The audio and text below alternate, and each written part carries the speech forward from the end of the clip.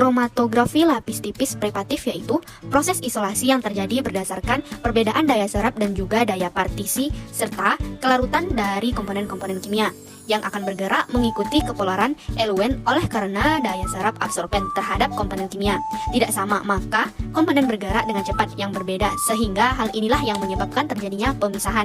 Manfaat dari kromatografi lapis tipis prepatif ini adalah untuk memisahkan bahan alam dalam jumlah gram, namun sebagian besar pemakaiannya hanya dalam jumlah miligram saja. Tanaman-tanaman baik itu dari daun, dari batang, bunga, ataupun yang lain diekstraksi. Setelah itu dilakukan partisi. Partisi itu jadi di sini kita gunakan dua cairan yang tidak saling campur dan nanti akan diekstraksi cair dan dapatkan dua fraksi, yaitu fraksi non-polar dan juga fraksi polar.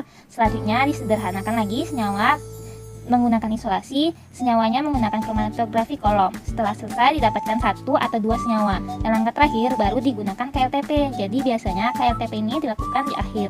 Keuntungan KLTP: 1. Metode yang murah jika dibanding HPLC atau kromatografi konterkuren. 2. Teknik pengerjaan sederhana, hanya memerlukan sedikit latihan dan pengetahuan kromatografi. 3.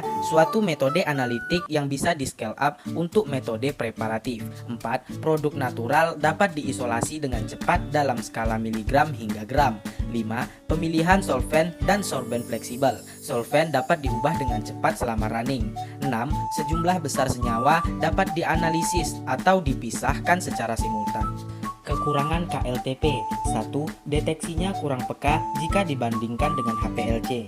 2. Elusi tidak dapat dikendalikan seperti pada HPLC. 3. Kecepatan operasional lebih lambat jika dibandingkan dengan KCV. 4. Pengembangan ganda, terutama 2D untuk isolasi skala gram, perlu waktu lama. 5. Terbatas hanya dengan sorben-sorben sederhana seperti silika, alumina, dan selulosa. Proses isolasi kromatografi lapis tipis preparatif terjadi berdasarkan perbedaan daya serap dan daya partisi, serta kelarutan dari komponen-komponen kimia yang akan bergerak mengikuti kepolaran eulen. Oleh karena itu, daya serap adsorben terhadap komponen kimia tidak sama, maka komponen bergerak dengan kecepatan yang berbeda sehingga hal inilah yang menyebabkan pemisahan.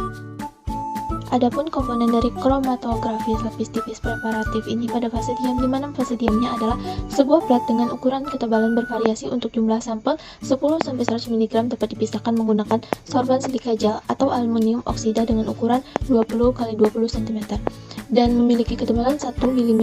Pada fase geraknya, pelarut yang baik adalah pelarut yang mudah menguap, misalnya N-heksana, diklorometana, dan etil asetat. Jika karena pelarut yang digunakan tidak mudah menguap, maka akan terjadi pelebaran pita konsentrasi sampel dan juga sebaliknya, hanya 5-10%.